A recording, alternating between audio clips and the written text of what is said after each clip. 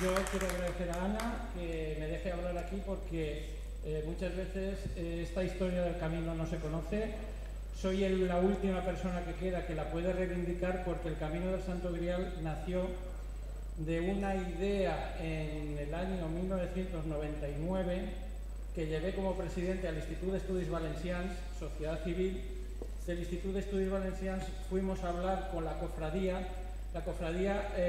hablando también de la sinergia política que había en aquel momento. Valencia solo se estaba preocupando de la Copa América, no de la Copa del Grial. Se estaba preocupando de traer los coches de carreras que nos arruinaron por muchos millones de euros y que se ha perdido. Y se ha perdido porque ya no tenemos nada de eso. Porque fueron intencionalidades políticas que murieron junto con los políticos que las habían engendrado. En cambio, la Copa estaba ahí y nadie le hacía caso. En el año 2000 no había ni indicación de que el Santo Grial o el Santo Cáliz estuviera allí. Lo sabían los miembros de la cofradía, que eran un colectivo muy religioso, muy encerrado en la capilla, que cada jueves hacían la fiesta que continúan manteniendo y que sobre todo tuvieron mucho miedo cuando se les presentó esta idea de hacer del Santo Grial un eje vertebrador de toda una comunidad autónoma, más bien dos, de Aragón y de Valencia. En aquellos momentos era el momento del Teruel existe, donde todos los habitantes de la provincia de Teruel se estaban quejando de la marginación y del poco afecto que le dedicaba a las instituciones. Y nació esta idea gracias, dentro de la cofradía, a una persona que era de Massamagrell, don Rafael Carbonell. No sé si aquí habrá alguien del pueblo que lo conocerá, porque era vicepresidente de la cofradía y fue el que luchó y convenció a todos los venerables ancianos de la institución, junto con su presidente Ignacio Carrao, para que eso se pusiera en marcha. Eso se puso en marcha con dos personas que fuimos a San Juan de la Peña y hablamos con la gestora del monasterio, que vieron la idea como la salvación turística de la provincia en aquel momento. Pero luego vendrían los cambios políticos que dejaron todo esto desarticulado durante 20 años hasta que llegó la diaconisa del Grial, que la volvió a tomar en sus manos y dijo, como esto ya hace 2000 años lo llevaban las mujeres, pues ahora lo voy a llevar yo. Y ahí lo está llevando y está consiguiendo milagros como este, que se haga un congreso, porque aunque no se haga mucha cosa, pues ahí está. Son pequeñas piedras de ese camino que hay que construir entre todos. Sí, si me lo permites voy a entregarte lo que tenemos preparado. Bueno, la Asociación Cultural El Camino del Santo Grial, a Carlos Recio, fundador del Camino del Santo Grial, y como muy bien ha dicho Carlos Recio, el resto de personas que están aquí, pues la verdad es que ya han faltado. Así es que me alegro muchísimo de ser testigo de todo ese trabajo que durante tantos años habéis hecho otros y que pues no han muerto. Así es que muchas gracias y un aplauso para Carlos por todo este esfuerzo. Y ahora sigo el que primero lo hizo aquí.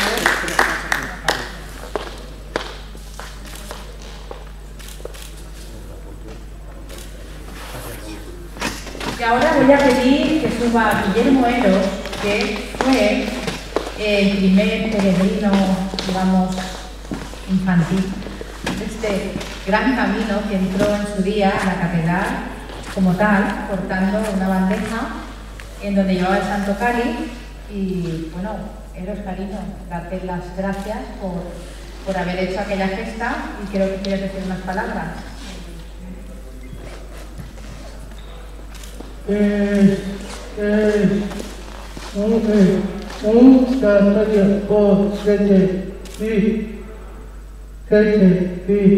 Pluma, no estacio alguno el camino del Santo Grial, y yo fui el que peregrino a pie.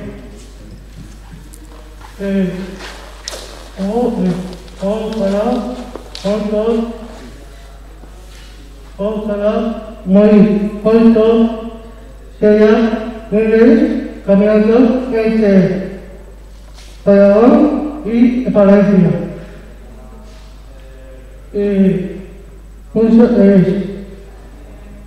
Muchas gracias a todos.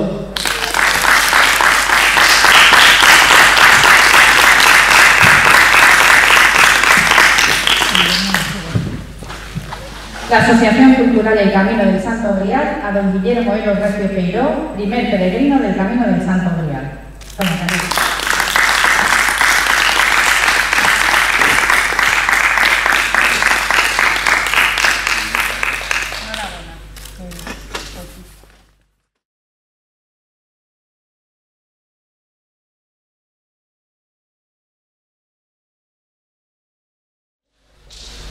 Me encanta compartir mesa con ambos dos. Confieso que mi debilidad es con Agustín, pero bueno, es mi debilidad. Estáis sin mujer, por eso lo digo. Si estuviera la tía Ángel, te nombraría a ti también, ¿no?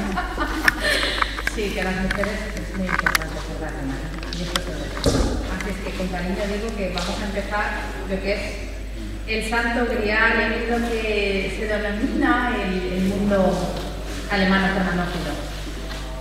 Este trabajo un poco, yo voy a explicar que desde el punto de vista práctico, cuando sale mi doctorado, la televisión pública alemana a través de una productora me llama en concreto y lo que quieren es hacer una revisión de la historia del Santo Cáliz partiendo única y exclusivamente de mi doctorado. Estamos como varias semanas hablando por Skype, las conversaciones eran realmente largas. Y finalmente se firma un documental en donde me dan permiso para hacer un making of que gentilmente lograba Guillermo, que está aquí entre nosotros. Y mi aportación un poquito es dar esa visión de lo que yo entiendo por el Santo Cáliz desde esa entrevista que me hace la televisión pública alemana. Así es que esta va a ser mi contribución porque lo que quiero es que mis dos colegas se explayen y nos hagan disfrutar de todo su conocimiento. Yo pediría que apaguen un poquito las luces y nada, y que nos pongamos cómodos. Son apenas 5 minutos y es mi testimonio de lo que entiendo que es el Holy Grail, el Holy Grail, el Santo Cáliz, el Santo Grial.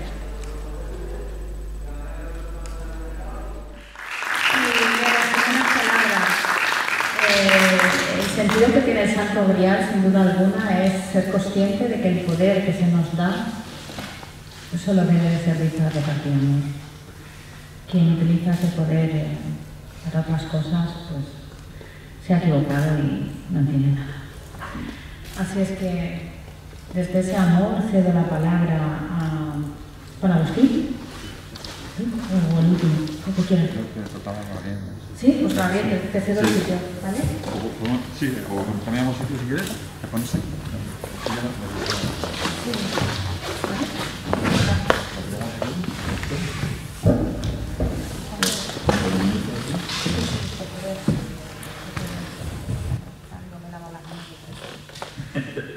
Nos lavamos las manos tantas veces que ya no sé las que me las lavo.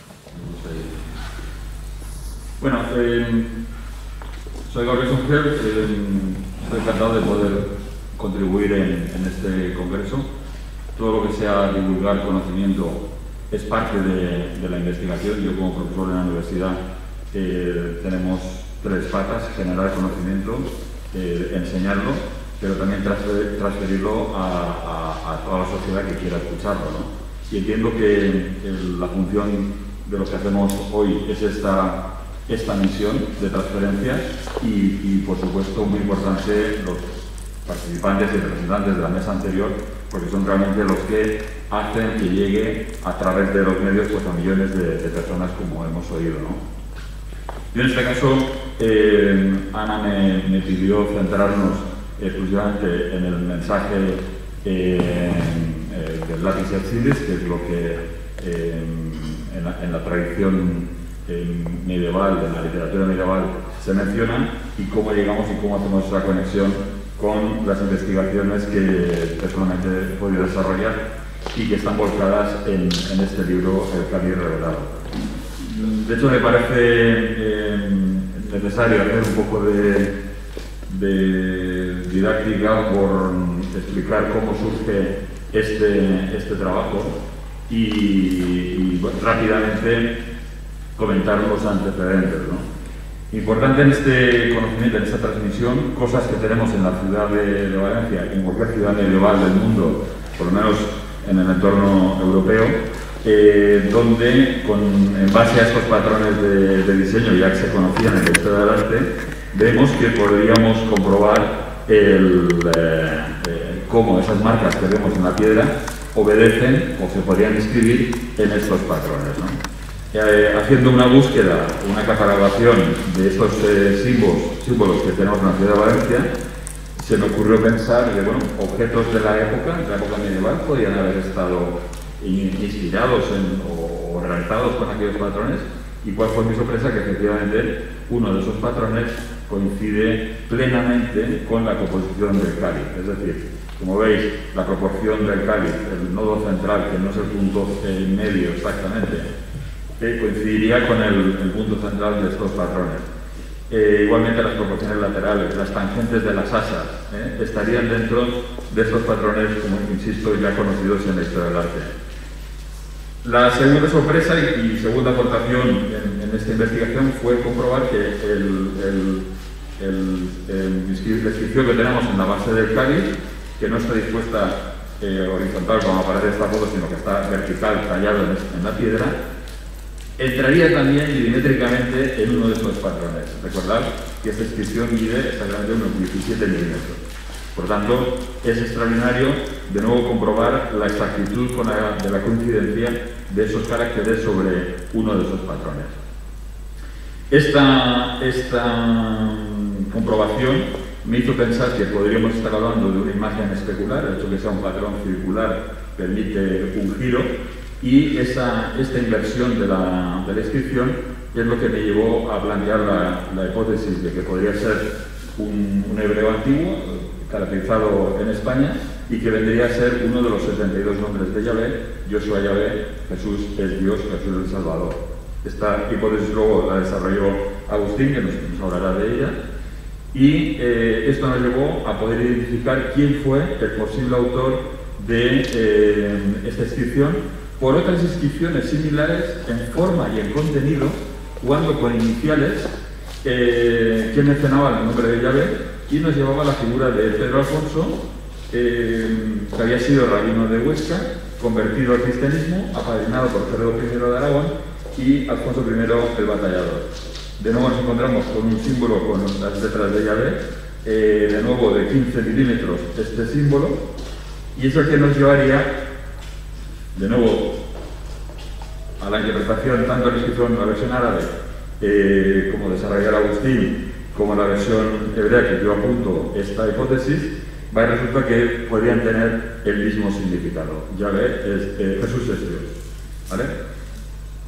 La tercera aportación en esta investigación vino con todo el programa iconográfico que suponía los detalles del cáliz. Era intentar averiguar qué significaban cada uno de ellos, y encontré aquí una fantástica coincidencia de la moneda de Sancho Ramírez, en la que, como veis, el Sancho Ramírez, el padre de Pedro I, utiliza esta planta, y que es exactamente la misma arquitectura que veríamos en el cáliz. Curiosamente, según los numismáticos, los expertos en monedas, esta representación es una representación en dos dimensiones del Salmo de Isaías, el tronco de Jesé, en el cual se preconiza que vendrá un nuevo rey, una nueva dinastía, ¿no?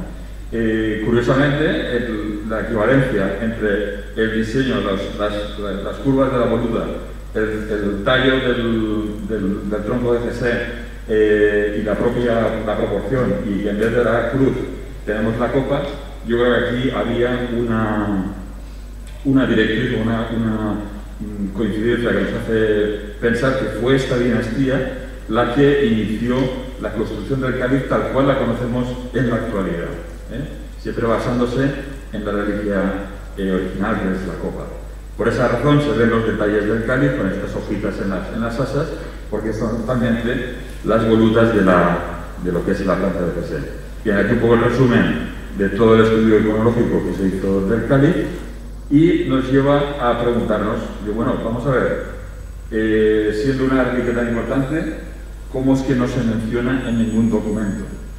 realmente aparecen documentados en las peticiones de los reyes a San Juan de la Peña de una forma no explícita, y realmente hasta que no hay una petición clara de Martín el Humano a final del siglo XIV, no se hace una referencia explícita a la existencia del cáliz de San Juan de la Peña.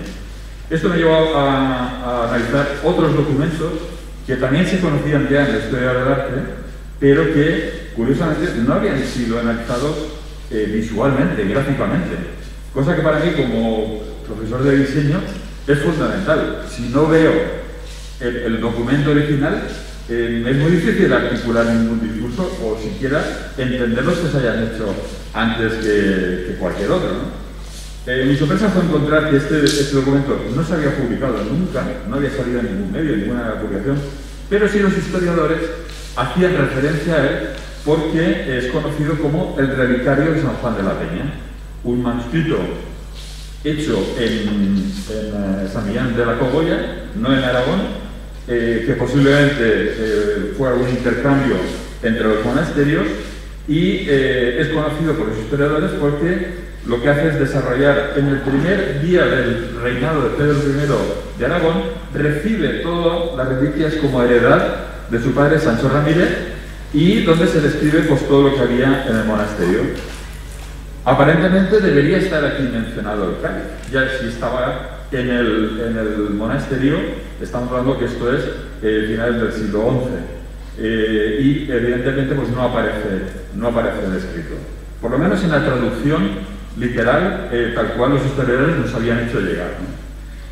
Yo personalmente, al ver el documento, aparte que es una auténtica maravilla, como todos los manuscritos de la época, está custodiado en la Real Academia de la Historia de Madrid, y pues poderlo comprobar y ver, sobre todo ahora que estaba en digital, poder acceder a una primera visión, pues ya te hace pensar que en estas dos páginas hay algo especial, y la composición, que hay huecos en blanco, que hay columnas y que hay otros espacios que no se entiende muy bien a dónde va a parar, ¿no?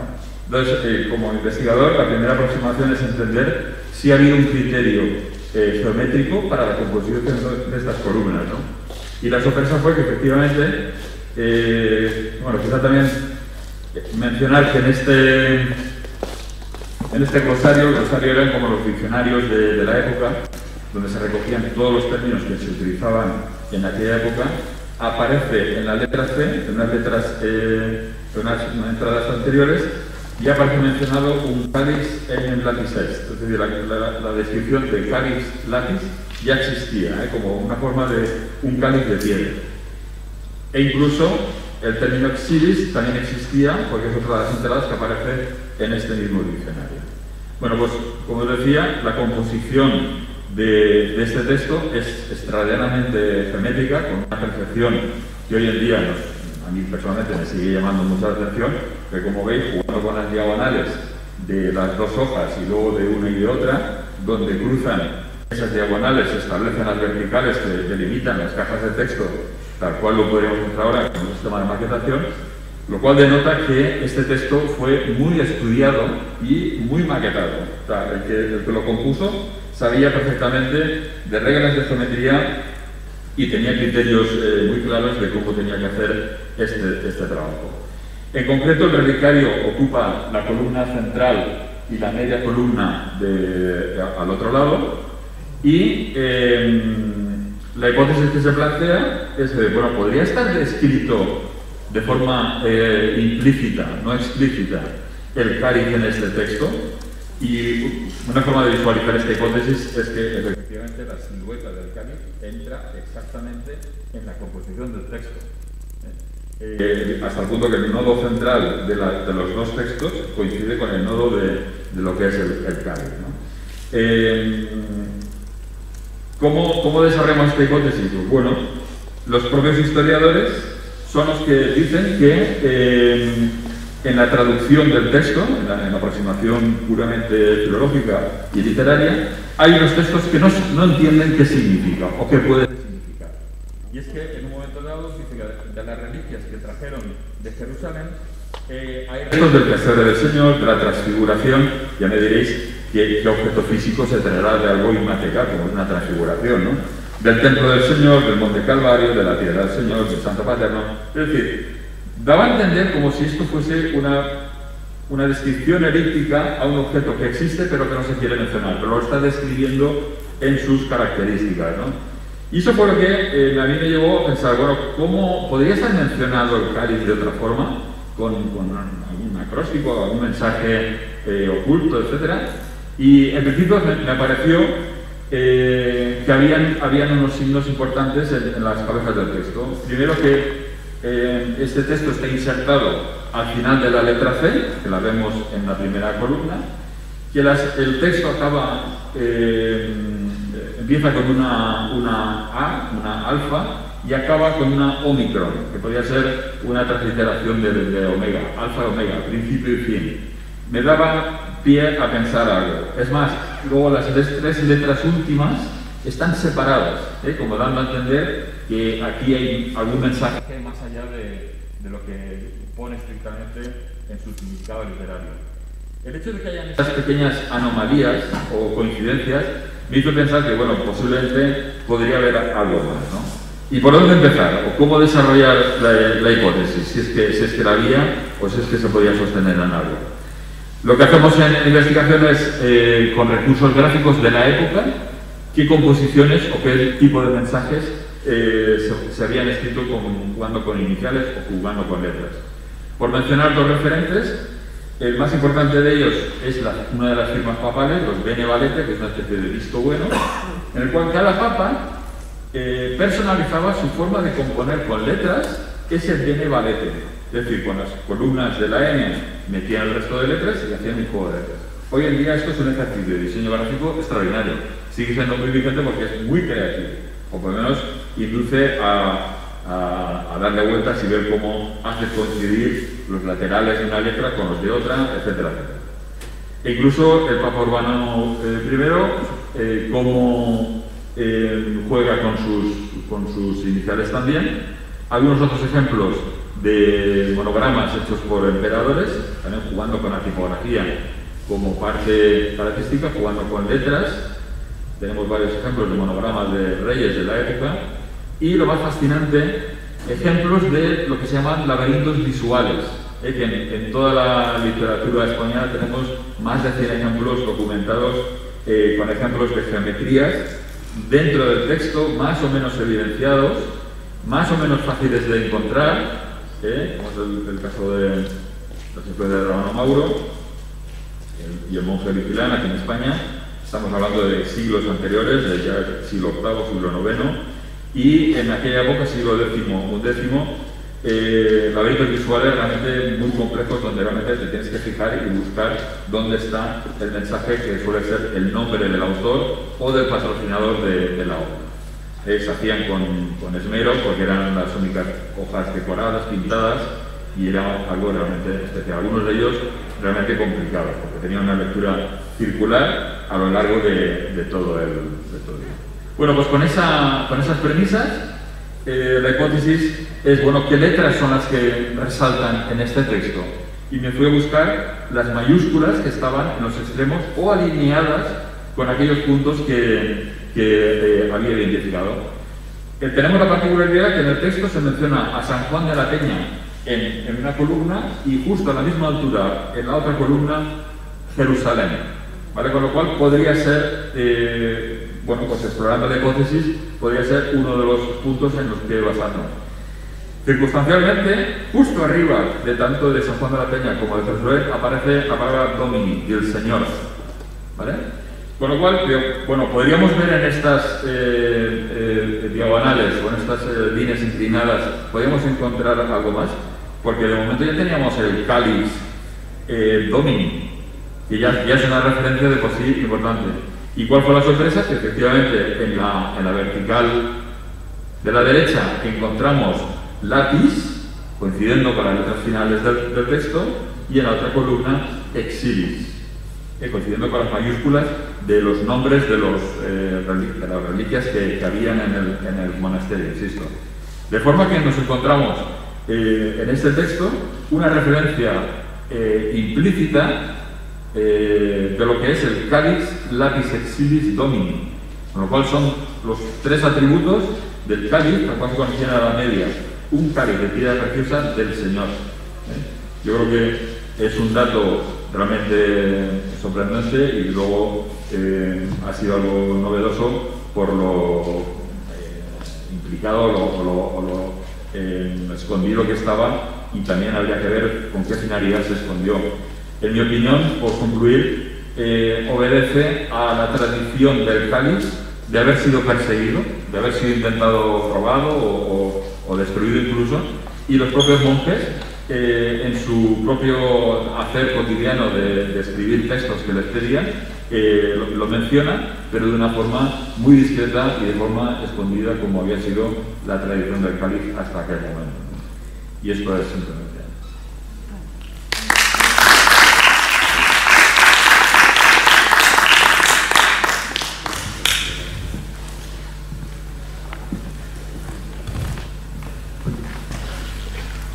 Bueno, le toca ahora la hazaña de hablar de Pax y Fat a don Juan Agustín Blasco Carbó, licenciado en Ciencias Religiosas por la Universidad de San Dámaso, Madrid.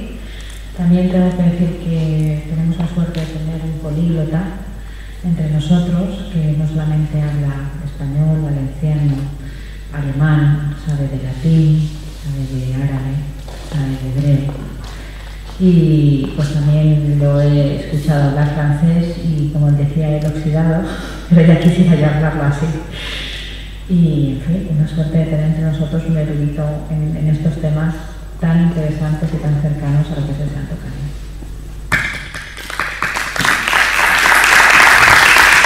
Buenas tardes. Bueno, dar las gracias a los organizadores, porque ciertamente es importante que todo lo que sea conocerse el Santo Cáliz es una cosa importante.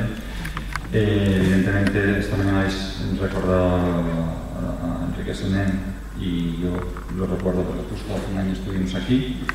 Yo también lo habéis nombrado, pero hoy es el día que quiero empezar nombrando a Ignacio Parrado del Norte, que fue justo quien me dio por primera vez los libros sobre la investigación de Beltrán sobre el Santo Cáliz, y la verdad es que nunca lo había visto.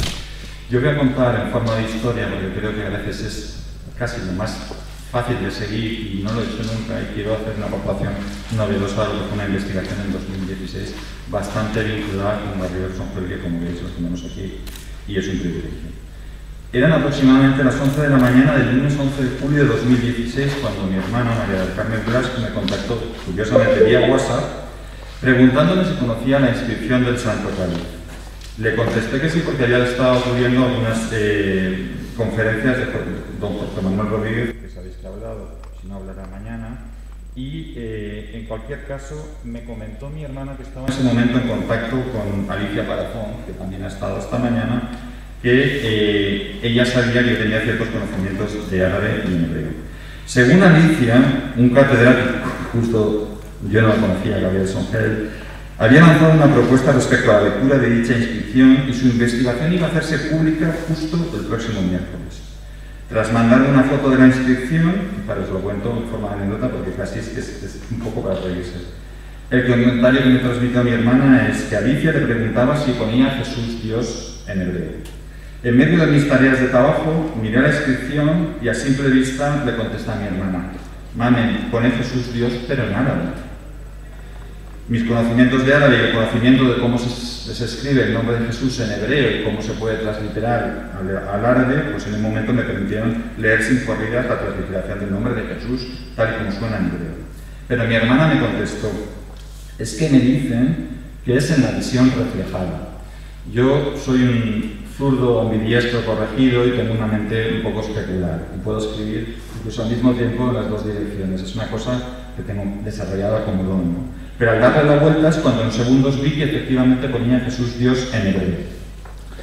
Con la lectura de la abreviación del nombre propio, que sabéis que es el nombre propio, el tetragramatón es el nombre propio que Israel recibe, Moisés recibe de Dios, en el Sinaí, y las dos primeras letras del tetragramatón, hace falta que los judíos te lo enseñen y que tú estudies, pero es una abreviación que ellos utilizan del nombre de Dios.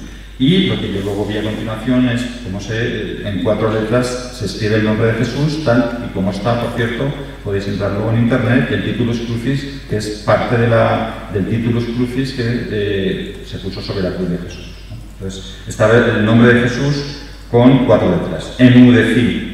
Me encontré, y nadie lo había hecho hasta entonces, ante la intención del grabador de crear una inscripción que significara lo mismo en 2 lenguas. Jesús, Dios. Dios Jesús, conforme lo leas, ¿no? En 2 religiones que precisamente niegan ese extremo. La finalidad apologética, por tanto, estaba clara, y por qué se había mantenido la inscripción árabe en una reliquia cristiana tan fundamental. Eso es algo que los estudiosos no habían entendido, ¿no? El enigma del significado de la inscripción, después de tantas propuestas, estaba resuelto, y además en 2 lenguas. Le pregunté a mi hermana sobre el nombre del investigador, y me dijo, me dicen que es Gabriel Songel. Fíjate qué cosas, ¿no? Qué escenas, ¿no? Y me contestó el nombre del catedrático que tengo aquí a mi lado, amigo. Al introducir el nombre del profesor en internet, me salió justo el estudio que él ha presentado en la primera tabla, que él escribió en el 2014, lo presentó en la universidad en 2015, que tituló El patrón del diseño del Santo Cáliz de Valente. La imprimí, y corriendo me sorprendió al leerlo que estuviera disponible, porque Alicia me había dicho que se iba a presentar al público. Yo entendí que es que no estaba disponible, que se iba a hacer público, no estaba presentado, estaba en internet y se publicaba o se iba a hacer a los medios de comunicación. El caso es que lo primero que me llamó la atención es que en el título ni en el abstract review que todos los trabajos hacen, se citaba para nada el tema de la inscripción en hebreo. Corriendo pasé las páginas para leer las conclusiones. En ella tampoco se hacía mención alguna y solo se refería a criterios de diseño del cáliz. Al leer todos los folios, en el punto 6 sí que vi que hablaba sobre, abro comillas, nueva hipótesis del significado de la inscripción. Efectivamente, el doctor Songel aportaba en su estudio un cuadro titulado, abro comillas, secuencia de abstracción del signo de la tipografía, cierro comillas, en la que desde la inscripción concluía con una, abro comillas, aproximación del significado, cierro comillas, tal y como a él se ha referido sus dioses. En ese cuadro, y a pesar de que está escrito Yahvé Yoshua, el profesor Gabriel señala que pone Yahvé Yoshua, en realidad en hebreo pone Yahvé Yehushua, que es como los judíos llaman a Josué. Entendí que el catedrático de diseño, que yo entonces no tenía el gusto de conocer, no tenía conocimientos de hebreo. También es verdad que las letras de hebreo del texto hebreo en el texto castellano estaban puestas al revés. Claro, una persona que lee hebreo, el nombre de Dios enseguida lo reconoce, pero si no conoces la lengua se te puede colar, ¿no? Y desde sus conocimientos de diseño solo podía proponer la hipótesis que propuso, una lectura desde el punto de vista gráfico. Ahora cobraba sentido la llamada de Alicia Palazón para intentar corroborar, ante la próxima cita con los medios, que algún conocedor de hebreo ratificara la hipótesis desde el punto de vista gráfico. Adelanto además que mi lectura del hebreo, ya que lo he explicado, reducía a 6 las letras de la inscripción hebrea frente a las 10 que gráficamente Songel llegó a visualizar. Perfecto. Pero una vez hecho el descubrimiento inicial, y a pesar de haber reconocido todas las letras en hebreo y en árabe en un instante, había que ponerlo por escrito. Escribiendo el artículo localicé, yo siempre diré que gracias a la providencia, el libro del especialista Virgilio Martínez en el que estudiaba una losa funeraria árabe aparecida en Alcoy en 2005, con letras idénticas a las del cáliz. Mi sorpresa fue mayúscula cuando vi que nadie había caído en la cuenta de relacionarla con la copa. Los arabistas databan la losa en el siglo XI o inicios del XII. Creo que hablan de 1157. Por lo que ya ahora me tocaba a mí hacer la hipótesis de que debía adelantar la datación de vengarse de las 2 partes de la copa de lo que había propuesto Sánchez Sibera, que creo que era el XIV, al siglo XI o XII. Fijaros la impresión de no ser un especialista, pero estar ante cosas obvias que te permiten hacer esas hipótesis tan chocantes, ¿no? La losa funeraria de Alcoy me permitió además corroborar la lectura árabe en algunas letras y en concreto la letra Shin en hebreo que hace Yeshua, no sé por qué había trasladado en la transliteración el nombre de Jesús en la Ha, Yeshua, ¿no? Además, el estudio de la inscripción en ambas lenguas se desprendía la preponderancia del lenguaje hebreo sobre el árabe. La separación de las letras en árabe, a diferencia de la letra de Alcoy, que sí que, como es normal en árabe, están unidas, excepto algunas excepciones, que permite la lectura de las letras hebreas La preponderancia del nombre de Dios escrito en hebreo frente al árabe y el que se conociera el nombre de Jesús, tal como sonaba en hebreo y como se transliteraba en árabe, evidentemente me mandó a hacer la hipótesis clara de que el grabador tenía que ser un judío. Evidentemente yo siempre he dicho que converso, porque ningún judío, siendo judío, puede poner Jesús Dios, evidentemente, ¿no? Nótese también, porque eso hay que saber también, que en la inscripción árabe no se refiere a Jesús como lo hace el Corán. Sabéis que para ellos Jesús es el gran profeta en obras, pero ellos lo llaman a Isa. Songel en estudios posteriores, aunque lo escribe con unas letras erróneas, lo recoge. Yo digo que evidentemente lo que hace la lectura en árabe es transliterar como sonaba el nombre de Jesús, ¿vale? Entonces no usa, eso también demuestra que el escritor es judío, o evidentemente ratifica la importancia de que era judío. No usa la palabra que los árabes o los musulmanes utilizan para reconocer a Jesús. La localización posterior de Pedro Alfonso, judío converso, parece ser que evidentemente ratifica mi hipótesis del adelanto de la datación y el origen hebreo del autor. Ahí me quedan muchas horas todavía de charlar con Sergio Solsona sobre el judío posible autor de la inscripción. Pero ahí no se había concluido todo. Gracias a mi amigo Carlos Izquierdo me presentó Jorge Manuel Rodríguez, que como todos sabéis, presidente del Centro Español de Sindonología, que me abrió su biblioteca y me permitió acudir al libro del doctor Michael Hessemann, ha salido unas fotos del programa alemán, amigo de la casa, Die Entdeckung des Heiligen Grals, que es el descubrimiento del Santo Grial. En él, el investigador alemán alude a la narración Parsifal, y esto es donde me han pedido una intervención especial, para explicar cómo la descripción del lugar geográfico donde el caballero medieval encuentra al cariz, que sin duda es San Juan de la Peña. Pero además, también describe las ceremonias del Viernes Santo, que corresponde al interior del monasterio. Y además, y sin duda es así, la prueba definitiva que aporta Hessemann es que indica claramente la leyenda que el cáliz que encuentra el caballero tiene una inscripción. Fijaros qué cosas, o sea, es para hacer una película, o sea, que la realidad supera la ficción literalmente. Tiene una inscripción en la base, dice literalmente. Es precisamente sobre el tema de Parsifal, justo donde ahora me viene además también una ratificación de la lectura de la inscripción. Otra vez más, nadie había caído en la cuenta, curiosamente, en esta investigación que hice en unos 15 días, el verso 470-25 precisamente indica lo que se supone que tiene que decir la inscripción, corroborando la lectura lingüística que yo propongo. Dios, Jesús, Jesús, Dios. Dice el texto, abra comillas, al borde de la piedra hay un epitafio que indica su nombre y su esencia, su naturaleza, su condición. Se puede traducir de varias formas. Mención aparte merece la utilización de la palabra epitafio en latín, en el texto original en alemán antiguo, ya que el texto significa precisamente, un epitafio es el resumen de la esencia de una persona, lo que ponemos en una tumba de alguien que ha fallecido, pero su nombre y su condición pues sería Jesús, Dios, ¿no? En alemán antiguo es Sinenamen und Sinenart. Art es una hermosa palabra en alemán que significa esencia, naturaleza, característica, lo que acaba de decir. Es decir, que encaja perfectamente con la ratificación de la lectura. No podía ser una simple coincidencia.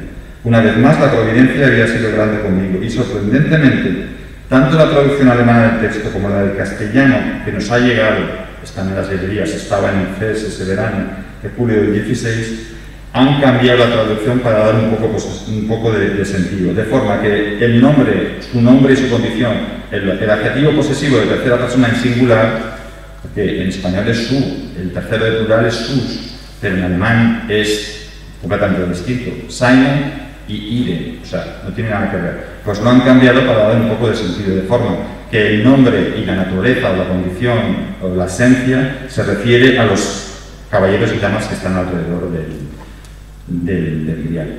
Esto, evidentemente, estás diciendo que se ha manipulado una traducción. Tampoco pasa nada porque los traductores... Pero es importante acudir a las fuentes originales, el libro de Hessemann está ahí, se puede comprobar todo lo que digo.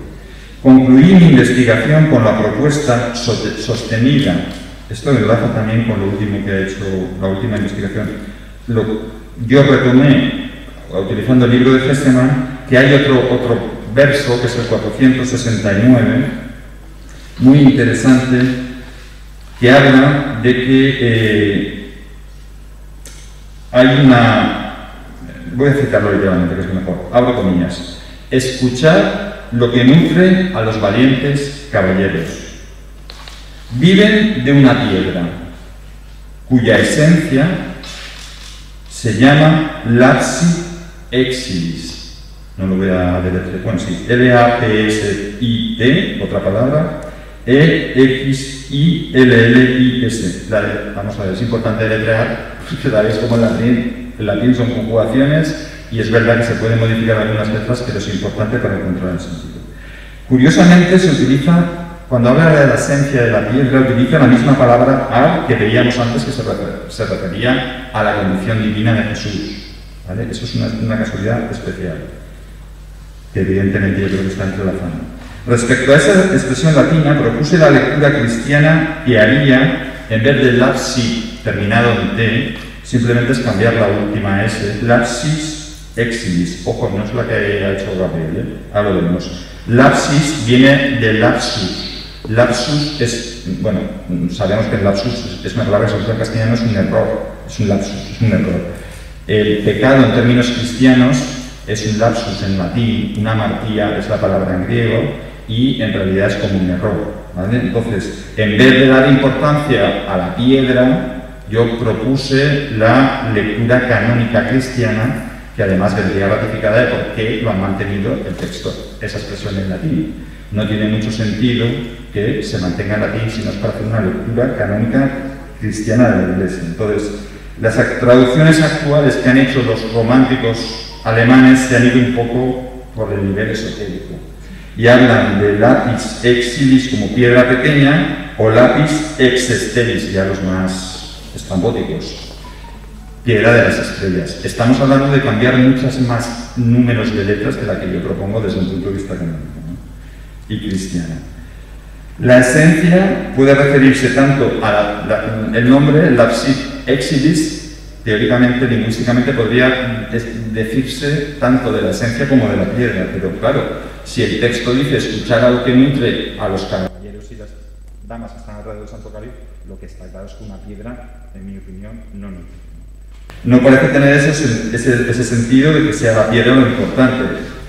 Yo creo más bien que es un recurso poético donde lo que se está haciendo desde un hablativo causal, desde un punto de vista técnico latín, lo que se está refiriendo es a la esencia que nutre los caballeros que contiene el cáliz, que como todos sabéis no es ni más ni menos que la sangre de Cristo. Esto es como señalar la luna y que mirándote al dedo, ¿no? Lo que en mi opinión está diciendo el texto es que lo importante del cáliz es la esencia que contiene, que es la sangre de Cristo. Y la traducción que yo propongo es, hago comillas, que eleva a los pecadores. Exilis. Exilio es el verbo recuperar, elevar, regenerar en latín, y lapsus ya hemos visto que provenía de pecador. En definitiva, el nombre de la esencia de la preciada reliquia que nutre a los muchachos no es más que la sangre de Cristo entregada in remissione peccatorum. Todo esto lo ratifico con Jaime Sancho acudiendo al Thesaurus Lingua Latina, que son 14 o 15 tomos de todo el uso de latín desde el principio de Roma, ¿no? La investigación que acabo de relatar fue publicada en la revista Linteum del CEUS en el número de octubre del 2016, justo también con el trabajo primero del patrón de don Gabriel Songel, y el título fue, abro comillas, Nueva interpretación doble en árabe y en hebreo especular de la inscripción del Santo Cáliz de Valencia.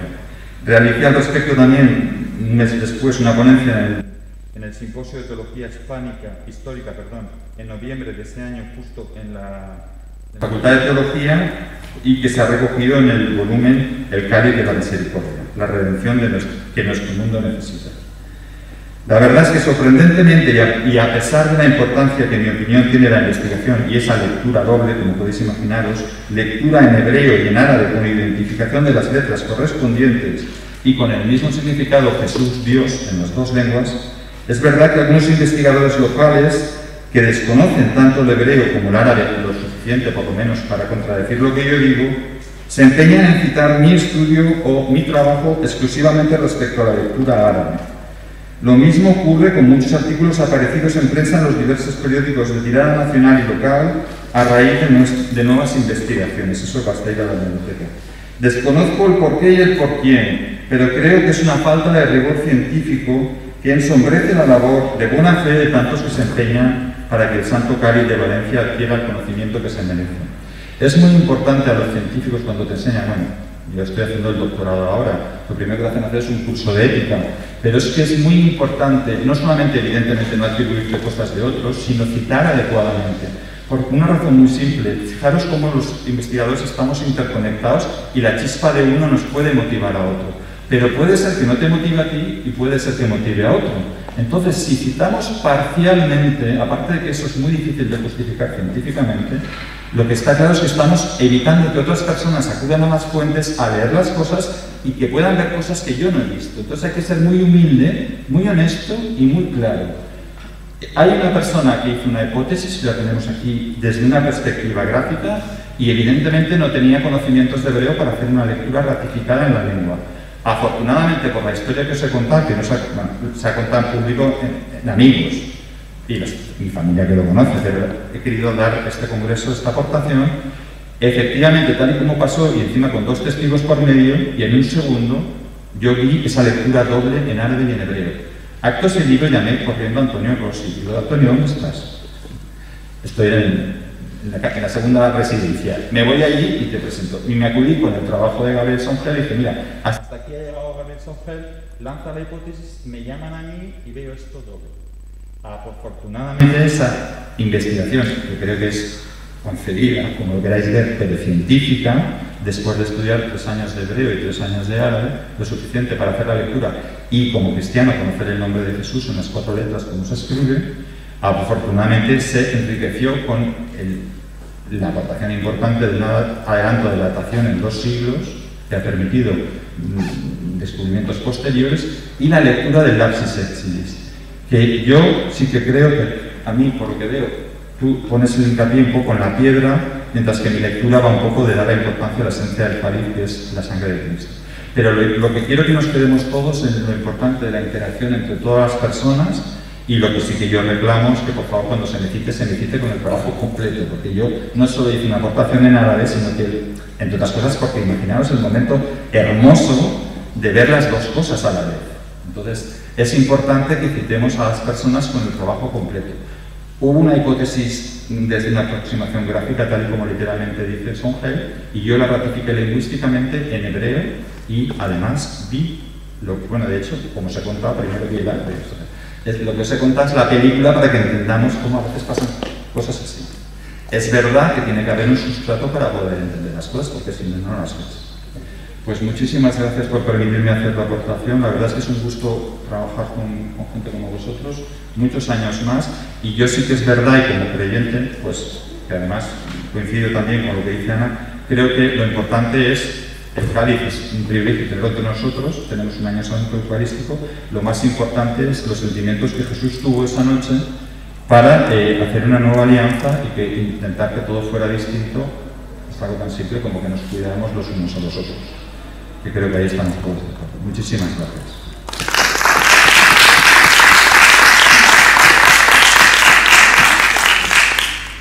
Bueno, muchísimas gracias, queridos compañeros.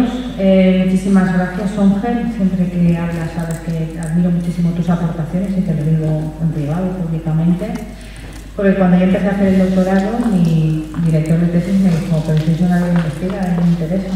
Entonces, que seamos muchos, pues es muy bonito. Con respecto a Juan Agustín, pues sí, tienes toda la razón del mundo. De hecho, en mi doctorado yo estuve casi 2 años solamente para especializarme en la metodología y esta mañana he explicado lo que es un estado de la cuestión. Y creo que todo el mundo me ha entendido. O sea, en no citar a alguien te da un minuto de gloria, pero en cuanto sales de la habitación todo el mundo dice, pero este tío no sabe que esto ya se ha dicho, pero este es tonto, pero si ha copiado. Entonces, pues eso, ese tipo de cosas está muy bien decirlas porque a veces, con cariño lo digo, los periodistas escriben crónicas y como muy bien ha explicado Juan Agustín, pues la verdad es que no son los rigurosos que deberían. Y citar las fuentes es fundamental, por lo que muy bien ha explicado él. Si yo tengo una duda de diseño, no me voy a ir a Juan Agustín, iré a hablar con Songel. Si tengo una duda de literatura y de tal, pues probablemente teniendo aquí al maestro Javier Sierra, pues le diré, oye Javier, ¿tú qué piensas de...? Y él me contará su bagaje de lo que él domina. Y si tengo una duda a nivel pues, conceptual de lo que está diciendo él, ¿cómo se traduciría el alemán en el siglo XII? Pues evidentemente no de forma esotérica, como en el XIX. Pues me iría a Juan Agustín a preguntarle y a decirle qué caldo de cultivo había en el siglo XII alrededor de este poema. ¿Era un caldo agnóstico? ¿Era un caldo esotérico? Y probablemente le diría, pues no, era un caldo cristiano que evocaba momentos y rituales cristianos. Entonces, para mí es un placer poder haber reunido el día de hoy periodistas, investigadores, divulgadores y sobre todo gente buena, que lo que quiere en definitiva es, pues lo que muchas veces explico, poner su punto de luz sobre un objeto tan magnífico que os adelanto que nos va a superar a todos. Nosotros seremos polvo y todavía se hablará del Santo Grial y del Santo Cáliz. Así es que cada uno de vosotros pongáis desde vuestra cota de divinidad, desde vuestra cota de luz, un poco más de luz en el camino del Santo Grial, en el conocimiento del Santo Cáliz, y que se haga así abiertamente y con cariño y de forma tan generosa, pues a mí como ciudadana me llena de orgullo y me pongo súper contenta. Así es que gracias a todos y cada uno de vosotros que estáis aquí, porque todos somos luces que iluminamos una misma habitación. Así es que muchas gracias.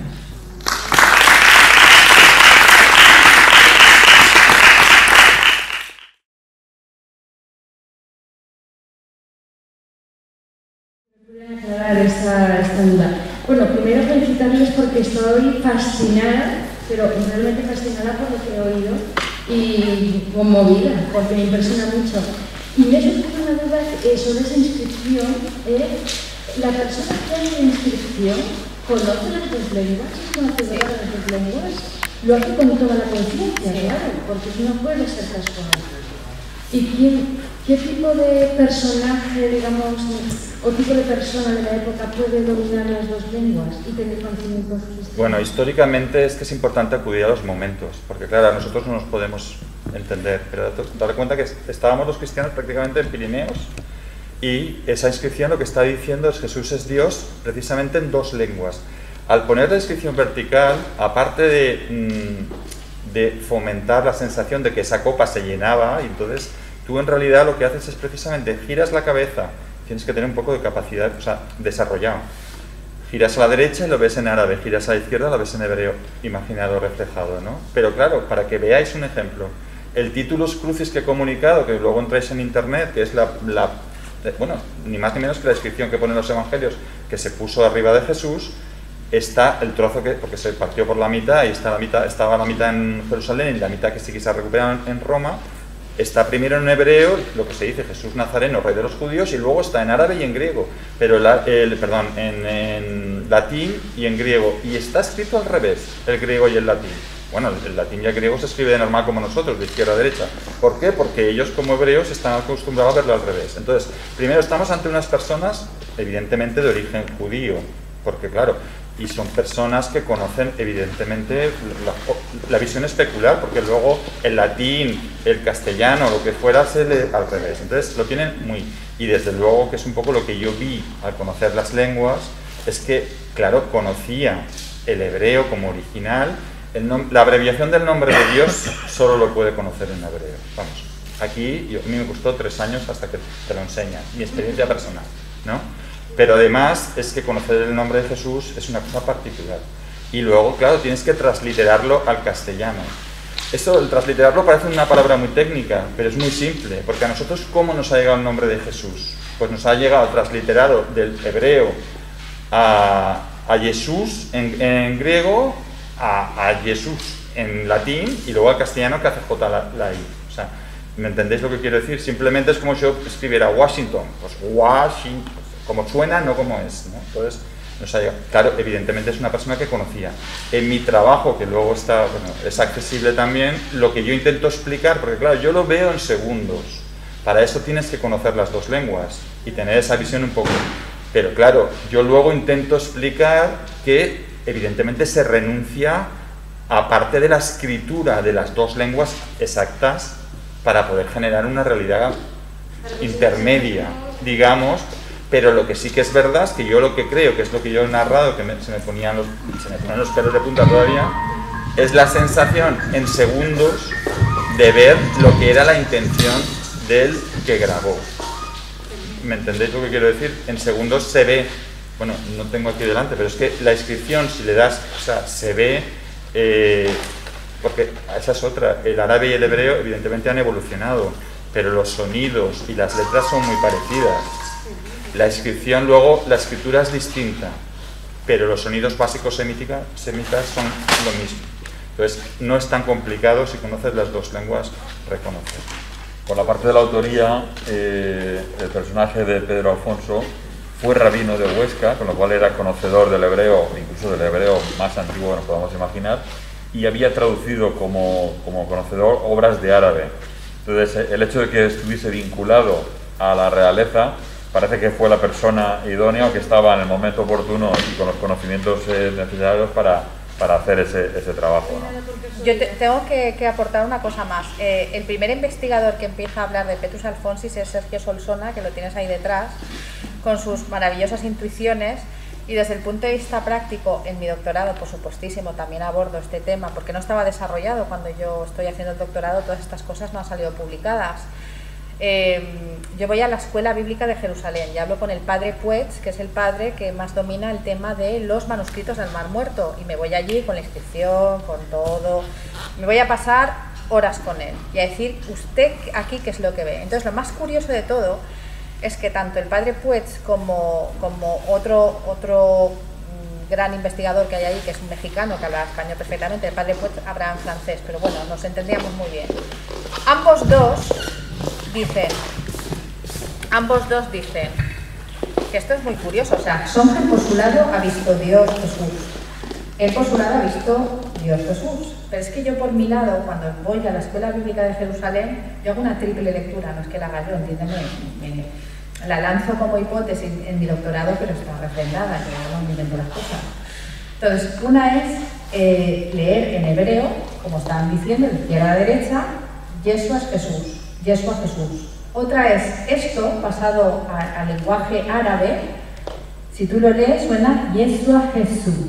Esto es algemiado, o sea, la lengua que de verdad está, el lenguaje escrito que de verdad está haciendo una corona de Aragón, que es escribir en árabe, que esto tú y yo lo hemos hablado con María Gómez también, porque tenemos una amiga iraniana que ha descubierto que la firma de Pedro I es de gráfica iraniana, no de gráfica árabe, y en cambio cuando la pronuncias estás hablando de Pedro, imaginaros qué mogollongo había allí en Aragón de tierristos.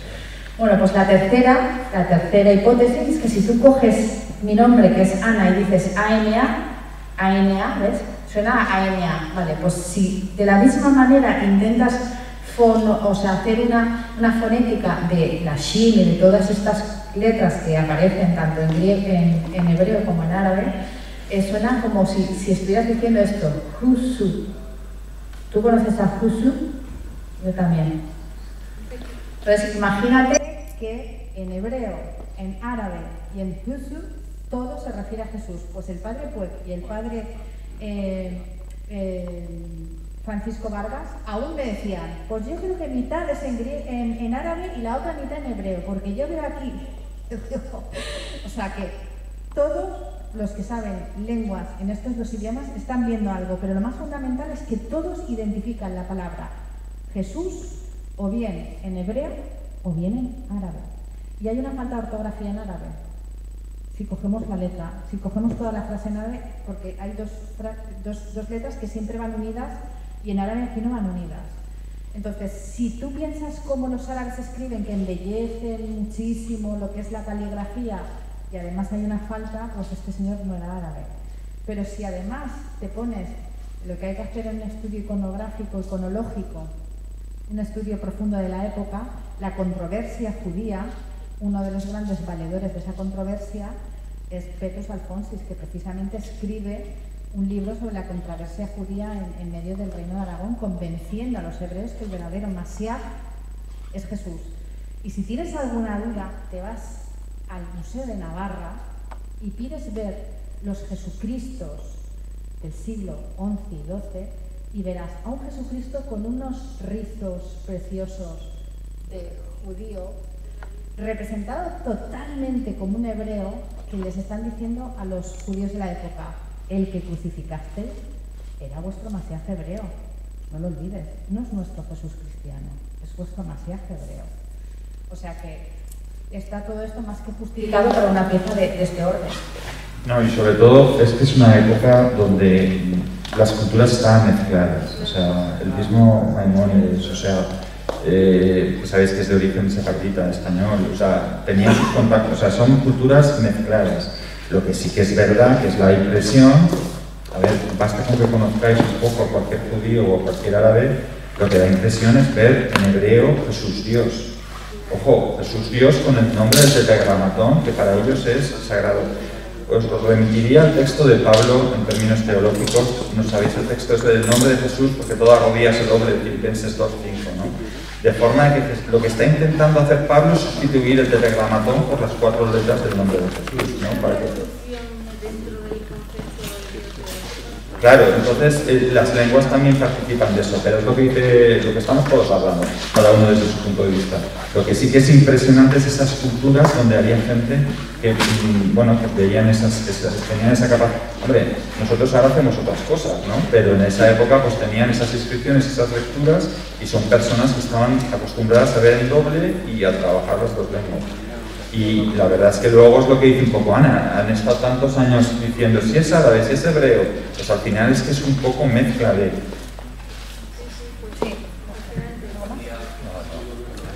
Bueno, muchas gracias por vuestra intervención.